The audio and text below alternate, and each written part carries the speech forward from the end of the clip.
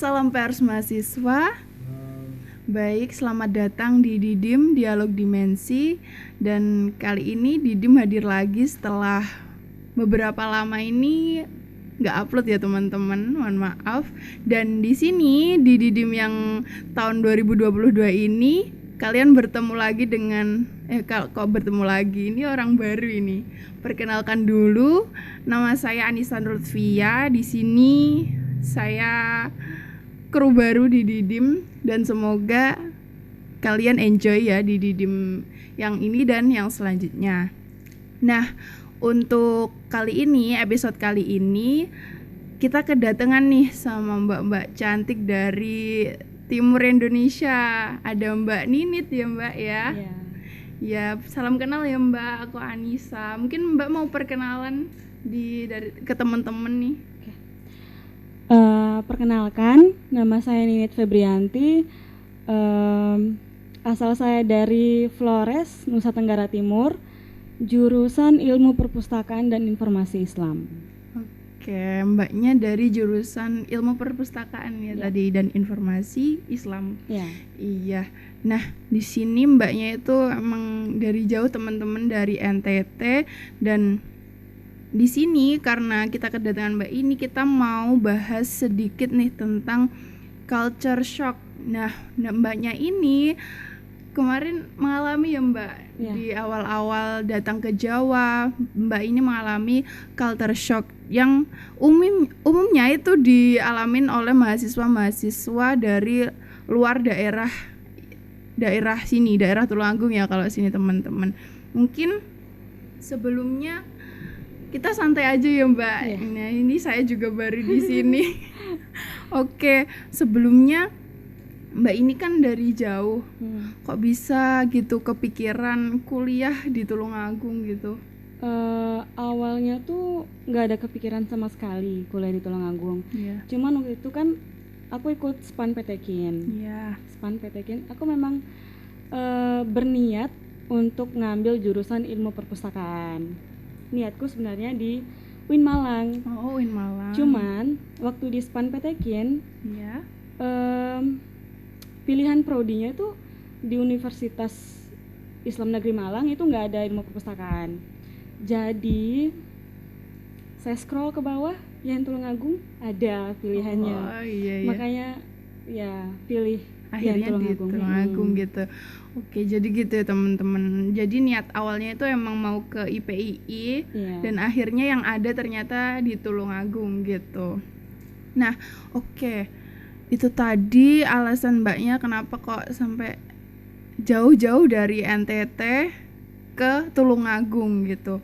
Lalu apa ya selanjutnya, bagaimana Mbak rasanya jauh gitu dari rumah? Rasanya jauh dari rumah itu campur aduk sih. Tapi yang paling saya rasakan itu tertantang jauh dari rumah. Tertantang itu dulu Mbak baru jauh dari rumah itu baru waktu kuliah ini atau sebelumnya udah pernah jauh? Baru pas masuk kuliah. Oh, jadi dulu waktu SD sampai SMA pun di sana sebenarnya gitu. Oke, jadi wah terbilang menantang sekali ya Mbak, karena baru dan ya jauh dari orang tua juga. Lalu dulu kan pastinya apa ya, budaya atau kebiasaan di NTT dengan di sini pun kan beda-beda ya Mbak. Itu gimana apa ya waktu atau kesulitannya Mbak buat beradaptasi di sini itu dari bidang apa aja? Kesulitannya yang pertama itu bahasa. Ya. Bahasa sini sama bahasa sana tuh nggak ada relasinya sama sekali. Beda jauh gitu. Berbeda jauh. Terus apa ya? Di sini tuh lembut, cenderung lembut gitu. Sopan santun. Kalau di NTT sana kan keras gitu. Kasar gitu. Tapi nggak berniat untuk menyakiti, memang logatnya udah kayak gitu. Memang logatnya seperti itu, beda sekali dengan Jawa gitu ya. Terus dulu kan awal kesini tuh semester 1 ya Mbak. Semester 1 terus kan mengalami yang namanya itu culture shock gitu ya Mbak. Nah, untuk bisa beradaptasi dari yang awalnya itu Mbaknya kaget dengan apa ya, dengan budaya, misal budaya atau bahasanya itu ya tadi, itu bisa beradaptasinya setelah berapa lama? Kalau culture shock sendiri itu aku baru sadar aku mengalami culture shock tuh baru sekarang sadarnya. Baru sekarang. Dulu tuh ya belum ngerti kan, belum ada istilah-istilah kayak gitu kan. Kesulitan yang saya alami tuh yang pertama makanan. Oh, makanan. Ya. Di sini kan makanan sehari-hari itu ayam. Iya. Di sana ikan. Iya. Di sana pulau, terus dikelilingi perairan. Jadi notabene mata pencarian di sana tuh nelayan gitu. Jadi ikan paling murah. Kalau makan ayam di sana tuh dinilai wow. Iya, karena acara-acara kalau mau makan ayam itu pada saat acara-acara tertentu, misalnya hari raya, terus gitu. Tahlilan, itu baru makan ayam. Oh iya, kalau di sini tuh cenderung malah kayak ikan yang lebih wow, kayak wah makan ikan gitu. Yang biasa kan ayam, di pasar juga lebih banyak ayam, dan cenderung kayak ikan tuh jarang gitu yang masak sini. Oke.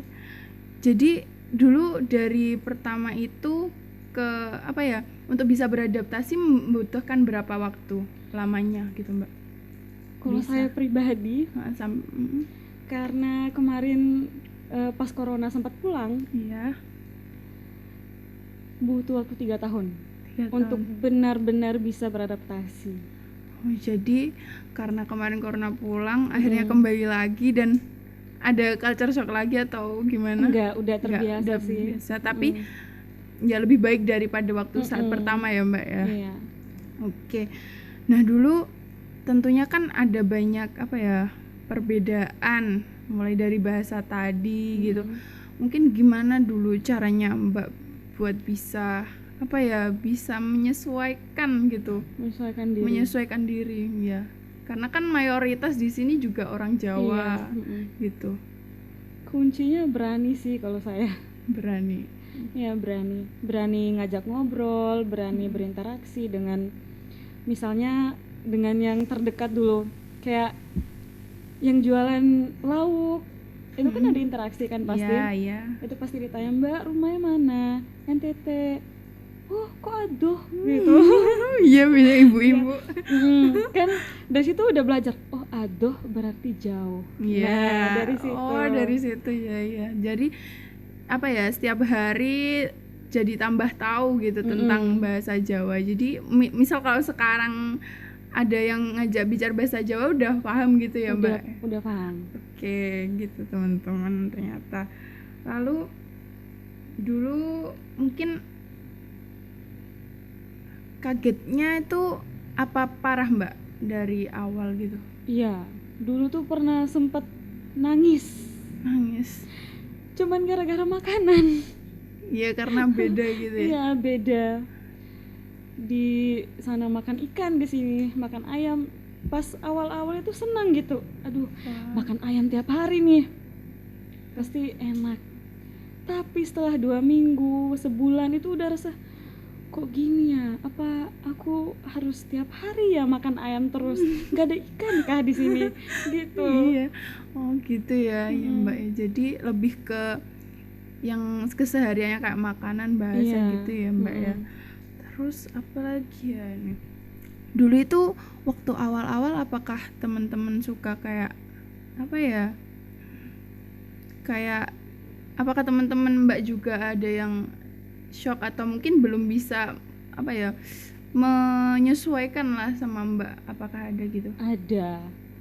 Gimana? Mungkin mau cerita atau gimana? Kan waktu semester 1 saya kan bidik misi. Jadi yang bidik misi itu wajib tinggal di Mahat setahun. Di kamar itu cuma saya orang NTT. Oh, ya gitu. Semuanya dari Jawa. Terus waktu itu ada teman satu dari Indramayu, itu kan halus banget. Oh iya. Halus banget ya. Terus saya ceplos pakai bahasa sana, logatnya sana, kayak keras gitu kan. Nah dia malah nangis. Padahal kalau mungkin di sana tuh bahasa keseharian biasa kayak gitu, biasa aja gitu. Oke, iya jadi kayak gitu. Wah ya dia shock. Iya. mungkin bisa dicontohkan Mbak kalau Mbak mau. Waktu itu kan aku bilang, Mbak kamu mandi sana gitu. Dia kayak, Mbak kok kamu gitu sama aku, dan nangis. Iya kaget mungkin ya, karena kaget. Ya kebiasaannya mungkin sekitarnya nggak ada yang pernah pakai logat seperti itu gitu. Oh alah, ya Allah. Terus apa ya, kalau menurut Mbak sendiri apa yang menurut Mbak itu beda, yang baru dari Tulungagung, selain makanan, selain bahasa gitu? Di sini tuh tata kramanya lebih tinggi. Gitu. Kayak cara ngomongnya aja itu benar-benar menjaga perasaan orang. Iya. Jadi sekarang lebih kerasa gitu ya? Iya, lebih merasa dihargai. Kayak dari apa ya? Kan saya beli lauk. Terus pasal saya beli itu makasih. Itu tuh udah kayak wah baik banget gitu. Kan beda sama sana gitu. Kalau di sana tuh kadang iya kadang enggak, kayak culas gitu.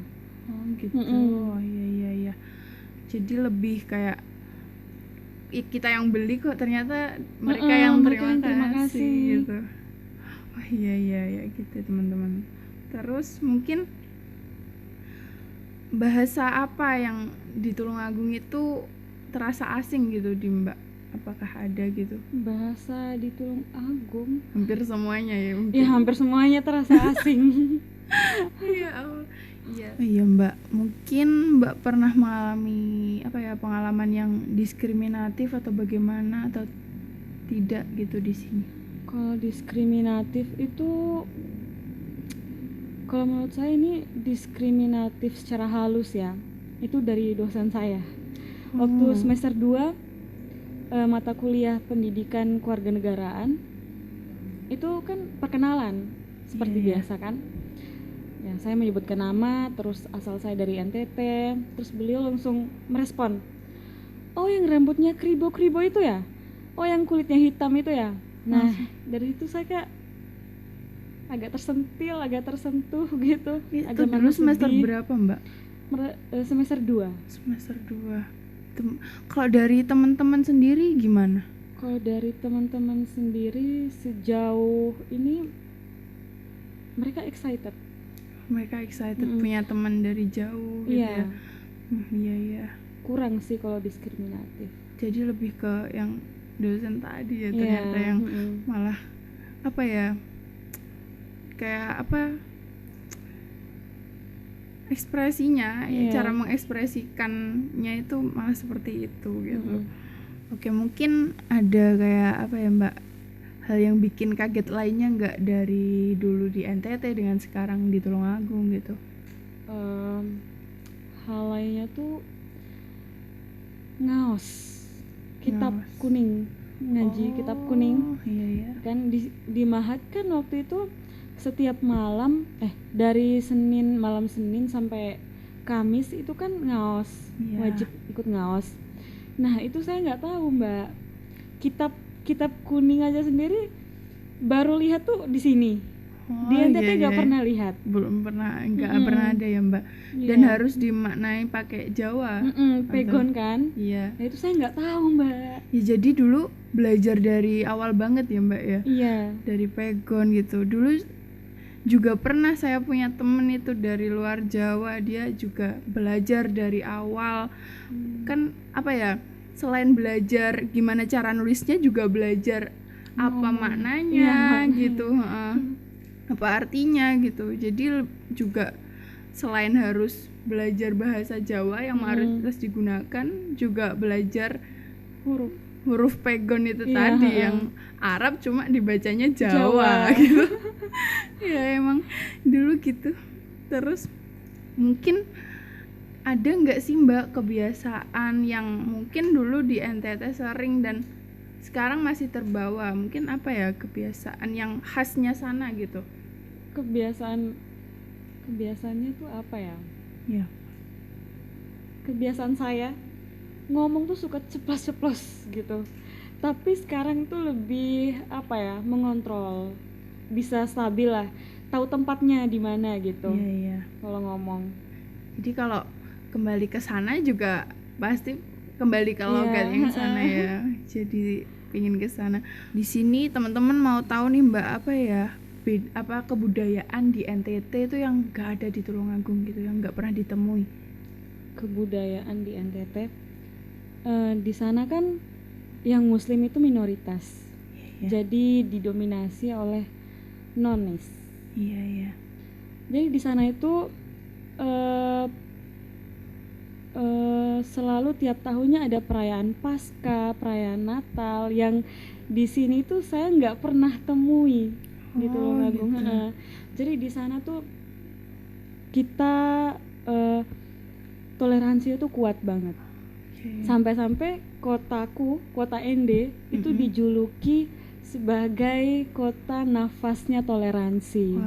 Karena kita bermasyarakat aja kan berinteraksi, bersosialisasi dengan masyarakat nonis. Aku juga punya teman nonis, terus tetangga juga nonis. Itu kita gak ada yang bilang diskriminatif, terus apa ya, mendapatkan kata-kata yang kurang baik, enggak. Di sana tuh rukun. Jadi antar umat beragama itu rukun gitu ya Mbak. Kalau apa ya, di sana itu yang khas, mungkin mau tahu ya Mbak, yang khas dari NTT itu apa? Yang khas dari NTT sejauh ini pariwisata. Di sana Iya. banyak sekali pariwisata. Di Pulau Floresnya aja sendiri itu banyak banget pariwisatanya. Labuan Bajo. Iya. Terus di kotaku ND itu ada pariwisata namanya Danau Kelimutu. Oh, Danau Kelimutu di sana. Oh iya. Danau Kelimutu itu ada 3 warna. Nah, 3 warna ini punya namanya masing-masing. Yang satu warnanya hitam itu orang sana bilang Tiwu Atapolo. Tiwu Atambupu. Oh, Tiwu Atambupu. Artinya airnya orang tua. Oh, gitu. Terus ini ada Tiwu Atapolo. Itu artinya orang jahat. Itu warnanya merah. Warnanya merah. Orang jahat. Terus yang ketiga yang dihimpit sama Tiwu Atambupu sama Tiwu Atapolo ini, itu ada Tiwu Nuamuri. Itu artinya muda-mudi. Jadi setiap tahun itu pasti ada pergantian warna di 3 danau itu. Jadi itu 3 danau, gimana Mbak? Iya, 3 danau. 3 danau. Warnanya setiap tahunnya berubah-ubah. Oh, setiap tahunnya berubah-ubah gitu. Menarik teman-teman, ini mungkin yang mau ke sana bisa.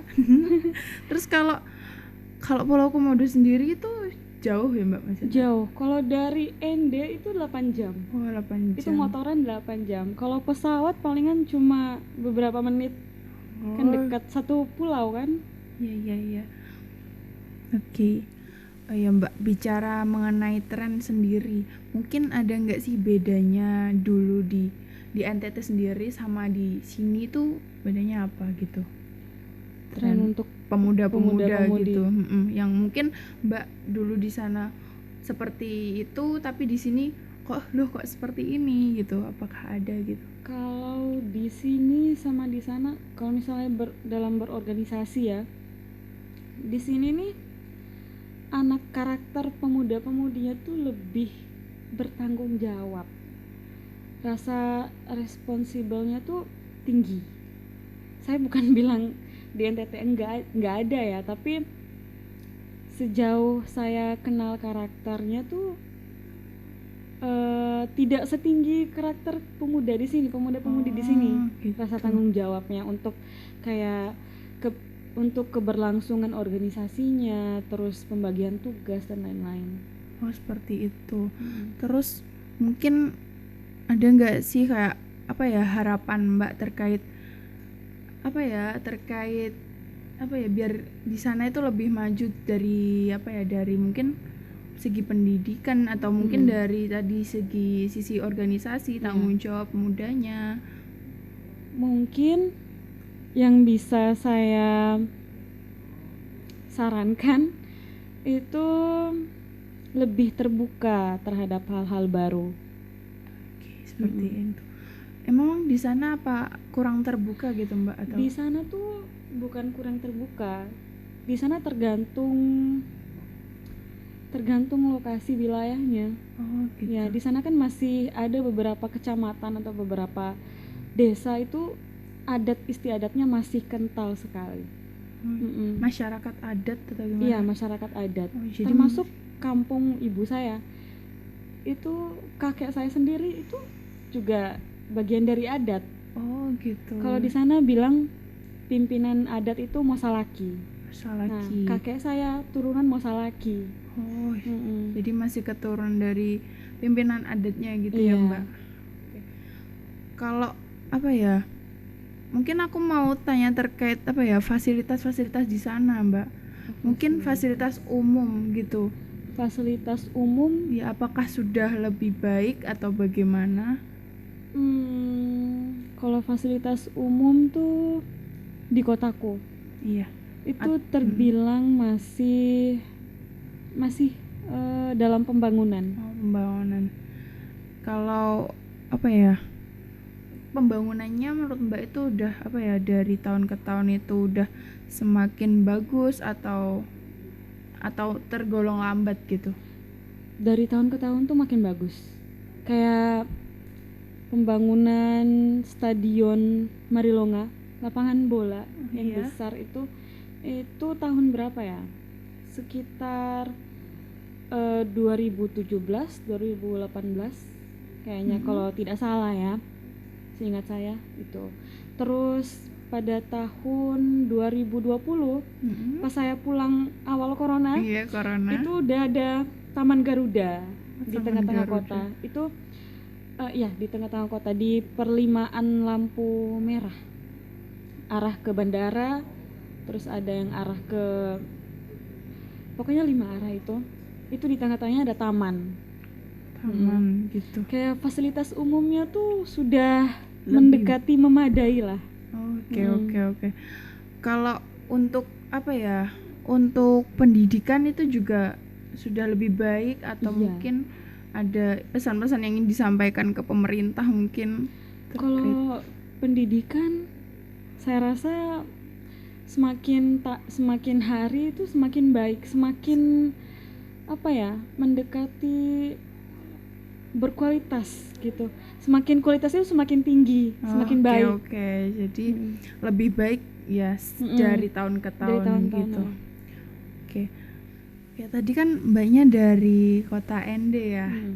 Mungkin ada nggak sih kayak, soalnya aku dengar di sana itu tempat pengasingannya Bung Karno ya. Mungkin ada nggak kayak sejarah-sejarah yang mungkin jarang kita ketahui gitu terkait pengasingan itu gitu, sedikit yang Mbak tahu. Di sana tuh memang tempat pengasingan Bung Karno. Itu ceritanya tuh gini.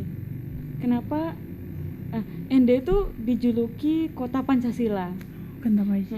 Kenapa dijuluki kota Pancasila? Karena waktu pas pengasingan Bung Karno itu Bung Karno duduk di bawah pohon sukun. Duduk di bawah pohon sukun. Terus dia dari situ muncul ide-ide atau gagasan-gagasan yang menghasilkan Pancasila. Gitu.